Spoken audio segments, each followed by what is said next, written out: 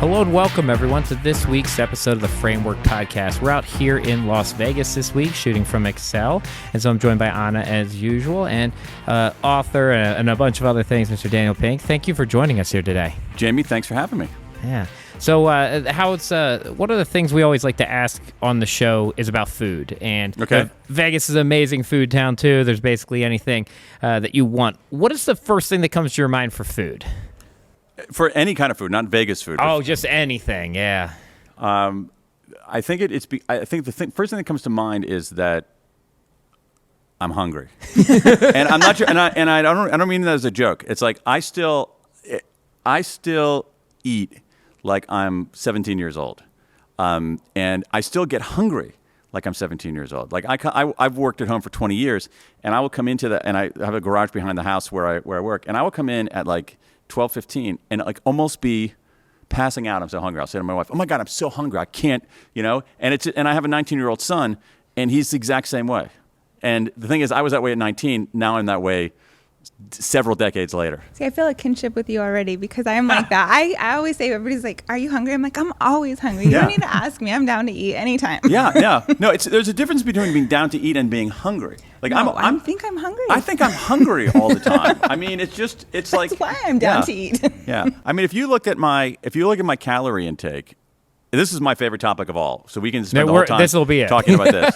If you look at my calorie intake, I think that people would be astonished at how many calories a day that I consume. I see those nice Hokas. You must run them off. I do exercise a fair bit. I do. I'm a pretty consistent exerciser. It's really important to me just mentally. So maybe that's what helps out. Do you keep that as part of a routine? Like, do you work out in the morning, or does it just when it fits into the day? It's my second favorite topic. Well, actually, drinking is my second favorite topic. All right. Food is first, drinking is second, and exercise is third. Believe it or not, I've written about this. I actually wrote a book several years ago called When, about the science of timing. And one of the things that I looked at was the best time of the day to exercise. Is there any guidance on that? And there is. And the answer is, it depends. All right. And so what we know is that, so for your listeners out there, morning exercise is valuable for certain kinds of things. Morning exercise seems to be better for habit formation. Mm-hmm. Morning exercise seems to be better for losing weight. And morning exercise is sometimes better for strength training because our testosterone levels, both men and women, are higher in the morning. Now, late afternoon and early evening exercise is better for other kinds of things. First of all, it's better for injury prevention. It all has to do with body temperature. So our body temperature is higher that time of day. So it's better for injury prevention. It's better for enjoyment. People enjoy it more then. And believe it or not, it's better for certain kinds of performance, particularly speed. And there's evidence, some interesting papers out there, that a disproportionate number of world records in speed events, sprinting, swimming, were made between 4 p.m. and 8 p.m. on the day of competition. And so there's some evidence. And so for me, I am a late afternoon, early evening exerciser because I feel like I'm warmed up and I enjoy it more. When I have to exercise in the morning, it's miserable. I will do it, but afternoon exercise, I feel good. What about you guys? Yeah, I have to work out first thing in the morning. Like, you didn't bring up mental health, but I feel like if I don't work out first thing in the morning, I don't have a good day. And I think that I've adopted that. And I think that's that. Good, so now I don't have a good day if I don't work out first thing in the morning. But that's good. Yeah. And that's probably some of the habit part too, right? You're setting a healthier habit mentally for yourself too. Right. Well, I was thinking like when we went back to like training. So I trained under Olympic head coach, and we did all of our weightlifting in the mornings, and we did most of it. We were swimmers, and did all of our swimming in the mid-afternoon. I wonder. I have never looked at that research around the time of day thing, which is interesting because I was thinking, well, every finals I've ever swam in, like 20 years of competitive swimming, are always in the afternoon, right? Like we don't do finals in the morning. You do preliminaries in the morning, right? You do finals afternoon. That's a good point. And I have to go back and look at the papers. I'm assuming that they would have adjusted for that. I'm assuming that they would have adjusted for that. What were your events? So I was a breaststroker, and actually, the story is kind of funny because I grew up with Michael Phelps, same team. We're a month apart in age. We did every practice together for 15 years, and I was probably about 15, and I went into my coach and I said, I'm switching strokes. And my coach, Bob Bowman, Olympic head coach, was like, that's not a good idea, Jamie. Butterfly's your best event. And I was like, yeah, but I'll never be on another relay again because I can't be Michael in that. And I was like, breaststroke's Michael's worst event. I'm going to do that. And so I ended up making states a couple times, getting a scholarship to college, swimming breaststroke, through college on scholarship. But, and that was a decision, like, I always tell people, like, yeah, I was better, but I would have quit the sport otherwise. So it's kind of one of those balances in life. Like, could I have been a little bit more efficient elsewhere? Yes. But I would have quit the sport because, like, relays are the most fun part of swimming. Yeah. So without that, it seemed like a bleak future for me. But also, aren't breaststrokers the best IM competitors? Yeah, usually. Except for Michael won 200 and 400, and that was his worst stroke. But generally speaking, breaststroke usually did well in IM. And actually, when you get to college, the interesting thing was there are the least amount, like especially male breaststrokers, once you get to college, they've really disappeared. So, like, while I wasn't as good of a swimmer as some other people that, like I looked at Notre Dame and some other places that have much better swimmers, but they run out of breaststrokers. Everyone does sprint freestyle, and they're all competing for 50 and 100 freestyle. And I was surprised at that point. Like, nobody tells you that at 12. Like, go specialize in breaststroke because there's less breaststrokers when you get to college, so you get more opportunities. But yeah, it turned out that way. Interesting. But in the speed events in swimming, I remember there being a big effect for later in the day. That's really interesting. One of the other questions we always like to ask about first money memory. So I do want to hit that one here, and then I think, Anna, you've got better questions than I do. So let's do that one. Do you have a first money memory that comes to your mind? I do, and it's weird because I haven't thought about it for a very long time. When I was a kid growing up in Columbus, Ohio, I grew up in a small town outside of Columbus, and the town had a main street. It was called Main Street. And on that main street was not a bank, but a savings and loan. And they used to hand out these things, these booklets, these cards. Okay, so for those of you listening, I'm now opening my hands as if I'm opening kind of a prayer book. So imagine two cards fastened together, hinged on the spine, so that you look it up, it's like opening up a book. Okay, but there are no pages in the book, it's just the covers of the book. And on the inside of each of these covers, there were little divots into which you could put a quarter. And they were like rows, and you put a quarter, and this is the way that they were trying to get. So if you got a quarter, okay, and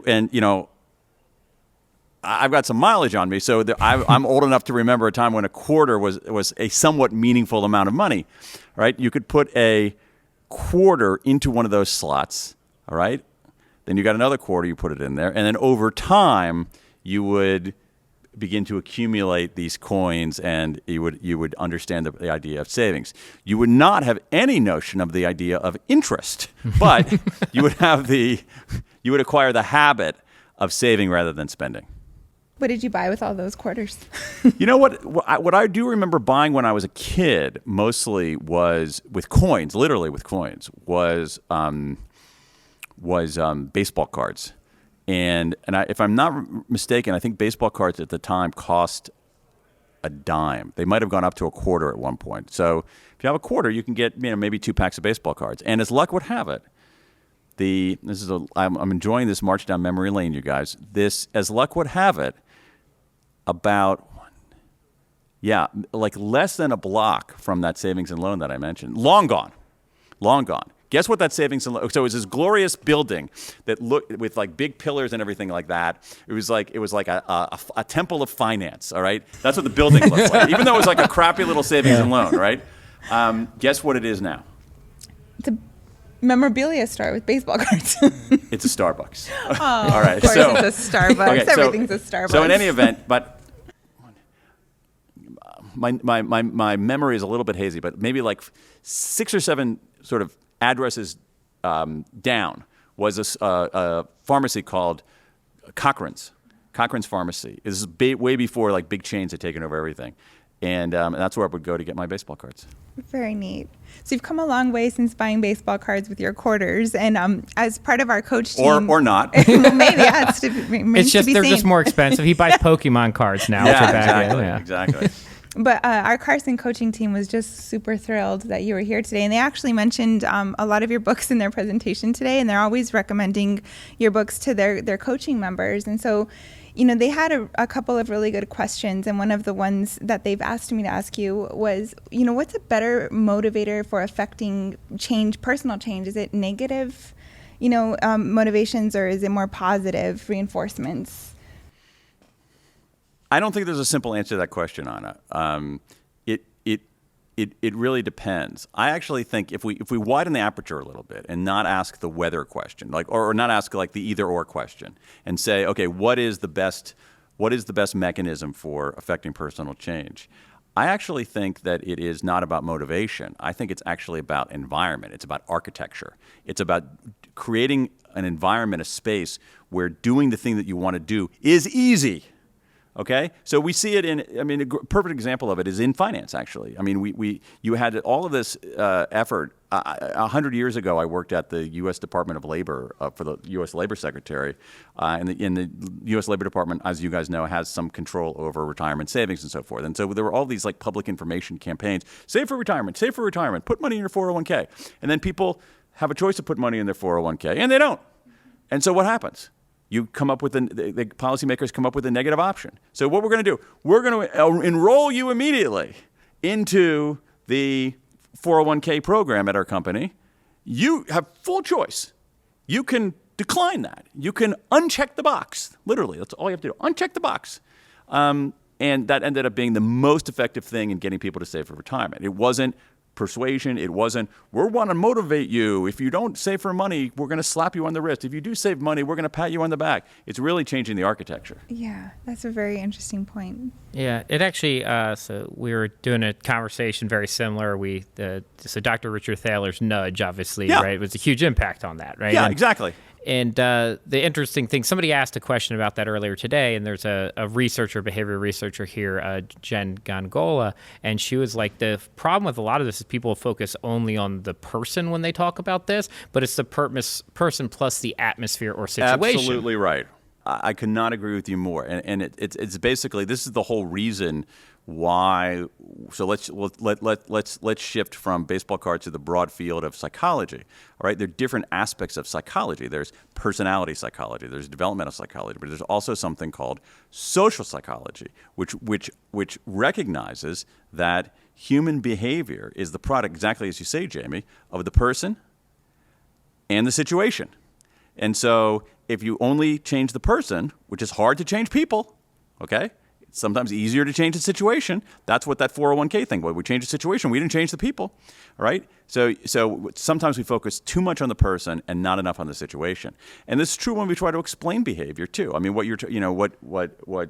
we're talking about is basically like week 3 of your social psychology course, which is the fundamental attribution error, where when we try to explain people's behavior, we attribute it to their personality. Jamie did that because he's a jerk. Anna did that because she's nice. When in fact, people behave very differently in different situations. But you did get that right immediately. Right. Well, okay. So this is an interesting thing. So the fundamental attribution error is that we often will attribute to personality what should be attributed to situation. All right. And there's some very interesting cultural differences there that Americans, Westerners in general, Americans in particular, always make this error. They love attributing things to personality and to the person. Whereas in East Asia, let's take Japanese, the research of Japanese, at some level, Japanese people in East Asia, particularly Japanese, sometimes go the wrong direction. They make too many attributions to the situation and not enough. It's like, yeah, Jamie's a jerk. It doesn't matter the situation, and put him in any situation. I hate the guy, And so sometimes, and so again, it's interplay. And I think that's what's interesting. Americans, though, are completely over-indexed on the person and under-indexed on the situation. Yeah, well, this is kind of a segue, but like how we attribute, to personality or to that person's a jerk, whatever. And there seems to be a lot of like divisiveness. I don't. Those two things aren't really related, but it's kind of a common thread in today's presentations were how can we build community? How can we take advantage of this shifting vibe, we called it today, or shifting dynamic, and kind of build communities and camaraderie in this time where things are increasingly divisive? Like, what are your recommendations to be able to do that? But I think there is a connection to what we were just talking about, or I think there's a connection at least in the remedy, and it's what I think is a remedy, not the remedy. Okay, and the problem you're describing is a big problem. It's a very big problem. And you see this big time in the polling data. You see this big time in the polling data where you have, not that long ago, you would have, and let's talk about it in partisan terms. You have basically liberals, conservatives, Democrats, and Republicans. You now have a world where not only, like when we were growing up, or when I was growing up, when you guys were growing up, Democrats and Republicans, they would have disagreements. There's no question. But someone would say, I don't want my kid. I'm a Republican. I don't want my kid to marry a Democrat. I'm a Democrat. I don't want to live next door to a Republican. That's where we are right now. And that's really, really bad. Okay, so it's a ferocious problem. It doesn't have an easy solution. But I think a remedy is key to what we were talking about before. Sort of Jamie's point about some people are jerks and whatnot is actually to make an attribution, a starting assumption about people, okay, which is essentially to assume positive intent in any kind of encounter, particularly encounters where people are disagreeing with you.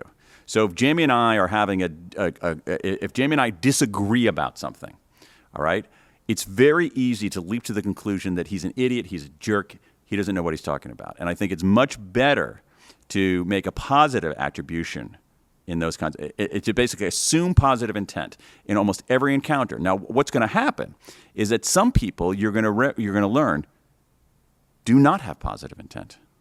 Some people don't. But deal with that. But most people do, actually. I'm convinced of that. And when I say most, I don't mean 51%. I mean 95%. And so assume positive intent and let people disprove that. And I think that brings down the temperature. The other thing is, here we go, my favorite 3 words, all right? I learned this it's a great book I'll recommend to all of you listeners out there, is a book by Amanda Ripley called High Conflict, which in some ways addresses this very issue. The single best word, three single best words when someone disagrees with you is this: oh, tell me more. Tell me more. Because there are a couple things that happen. Number one is that when you say, tell me more, you might learn something. It could be that Jamie's not a jerk. He's right. Tell me more. What it also means is that when I say tell me more, Jamie says, wait a second, this guy's not a jerk. He actually wants to listen to me. So assume positive intent and utter those 3 magic words, tell me more.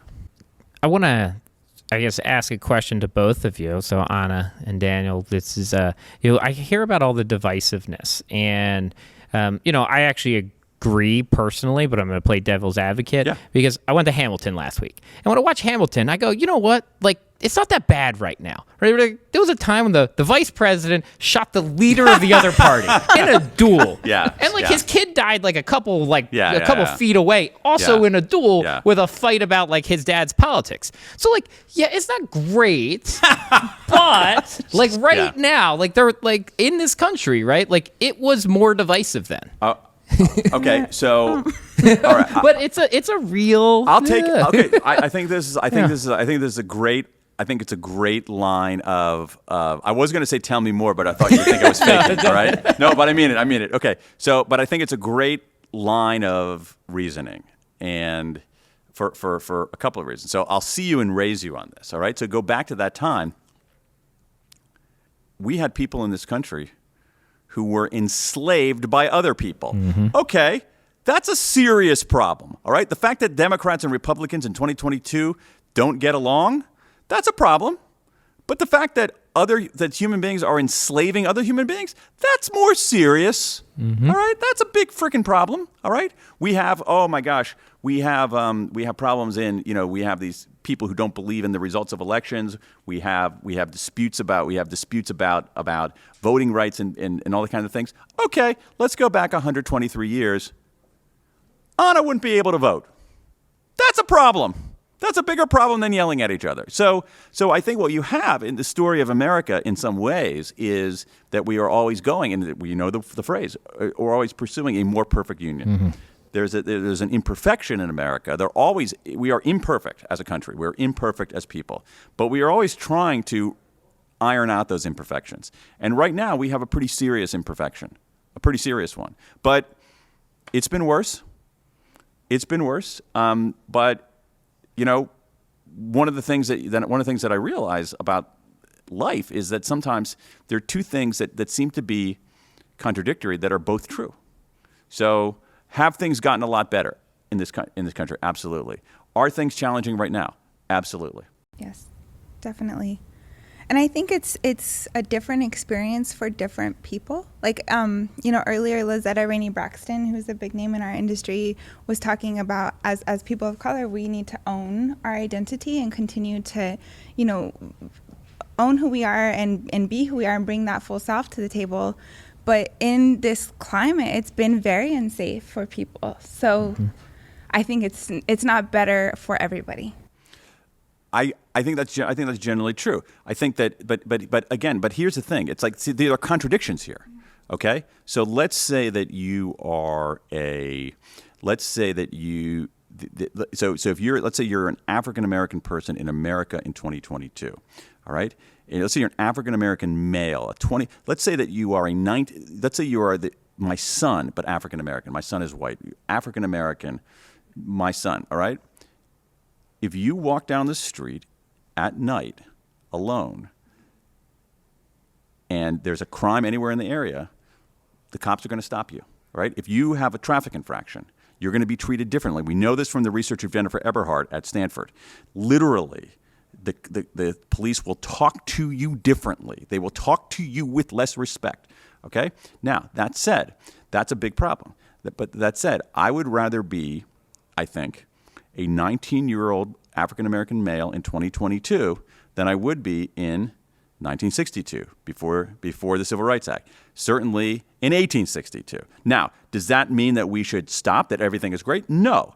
But it means that, again, what we have to do is look our problems in the eye and continue moving toward that more perfect union. That is very hard.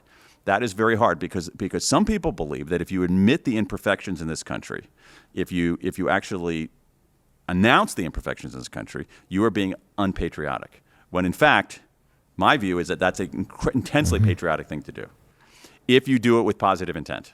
And I think the positive intent is to make that change, to be that space where we all having a shared lived experience. And I think part of that is having that people have that scarcity mindset. Like if others are coming up, it's going to take away from me and what I have. And I think honestly that's the root of the problem, and the hate and the divisiveness is that people are scared that somebody's going to take what they believe is theirs or that they've earned. There's research on this that's one of the reasons for some of the animosity that white people have for non-white people. But the other thing I think more broadly is that to me, one of the important lessons in life is to figure out which situations are zero sum and which situations are positive sum. And most situations are positive sum. Swim races, they're zero sum. All right? If you finish first, I can't finish first. Yeah. It's one of the best things about swimming is mostly you compete against yourself. You're beating your time, but it is true. There's only one winner, right? Exactly. So it is. So that is. But most encounters are not like that. Most encounters are not like that. When we have this, okay. So think about this conversation that we're having here.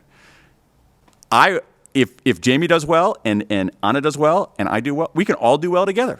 In fact, the odds are likely that for the listeners that if everybody does well, it's going to be better. If Anna tries to bring me down to bring herself up, it's probably going to be less of a. And so there's so many. So there are situations. Here's the thing: most situations are positive sum.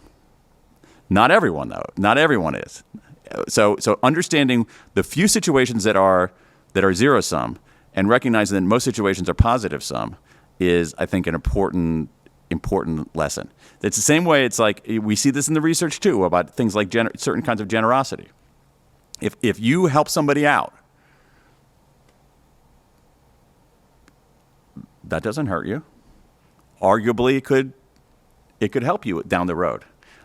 So we have to. So positive intent and positive someness. But Adam Grant did write a whole book about that. Absolutely, How doing good things for others. What it showed is that givers who aren't doormats flourish in a way that that takers ultimately do not, and that people who are all about pure, unadulterated reciprocity.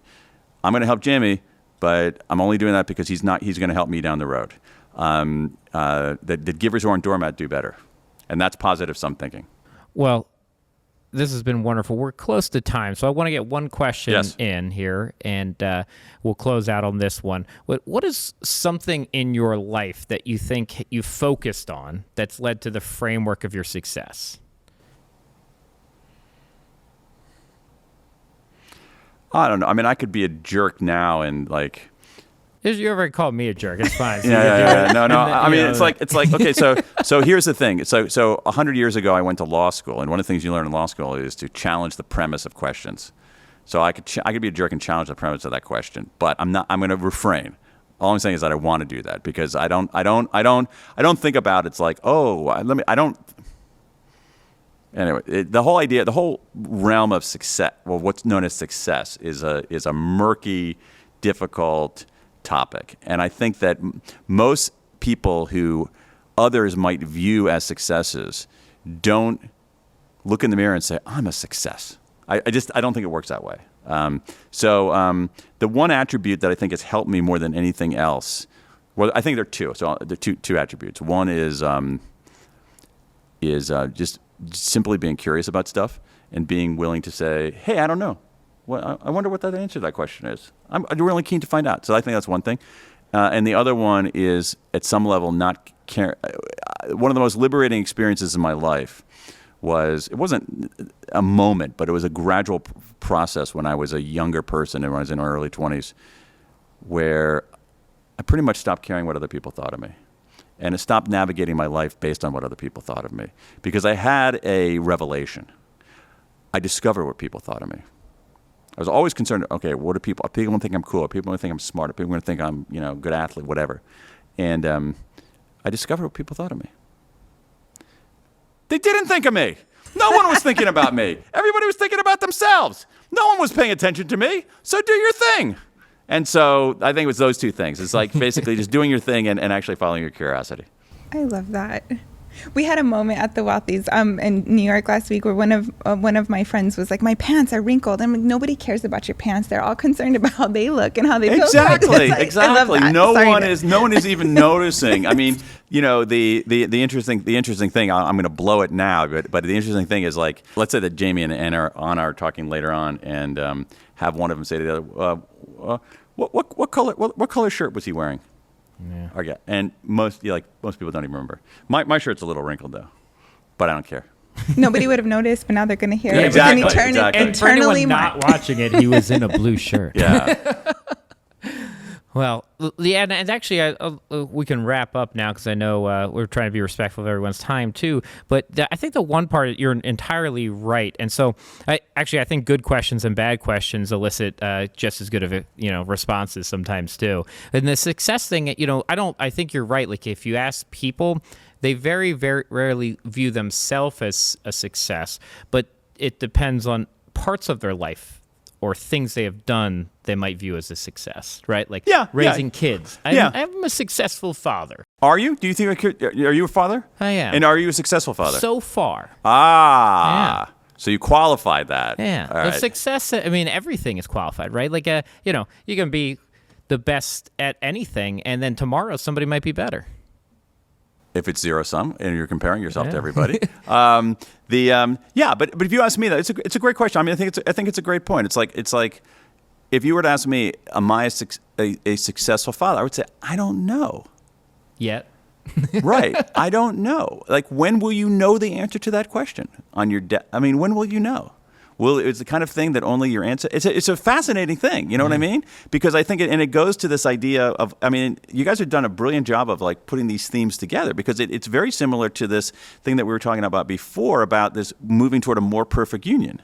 There is. It's not that It's not, things are not fixed for you're always you're wanting to get better and better and better at something. And so, yeah, like I don't know how I would answer that question. Am I a successful father? I mean, I guess at some level, maybe, because my kids are 25 and 23, 26, 23 and 19, and they still talk to me.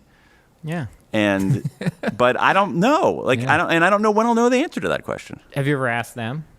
I would never ask them that question, because what are they going to say? I mean, it depends on their mood. Oh no, you suck, or or like my kids are so nice, they would not. They would. I think they would find that question profoundly uncomfortable. Yeah. And I don't think I would get a. I don't think I would get a serious. I don't think I would get a serious, legitimate answer.